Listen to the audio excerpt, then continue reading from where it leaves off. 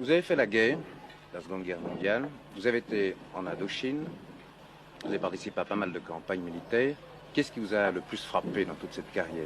Eh bien, durant mes 23 années passées dans l'armée française, ce qui m'a le plus frappé, c'est la guerre d'Indochine, qui n'est pas du tout comme toutes les guerres dont on peut en avoir à parler. Est-ce qu'on peut dire que c'est là que vous avez connu les Chinois? Ah ben, c'est là que je connais parfaitement les Chinois. Parce qu'ils sont très forts, comme on dit. Ah, comme tous les traîtres. En général, les traîtres sont toujours forts. Vous les considérez comme des traîtres? Ça serait trop dire. Je les considère comme des êtres humains, mais qui sont très intelligents, très malins, et avec qui on ne peut jamais offrir sa confiance, placer sa confiance. Mais pour quelle raison, à votre avis, les Chinois veulent s'installer en Afrique? Ou essaient de s'installer? Parce qu'ils sont trop nombreux.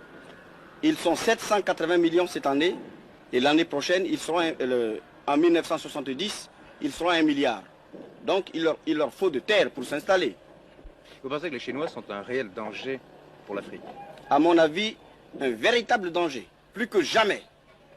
Plus dangereux que la bombe atomique.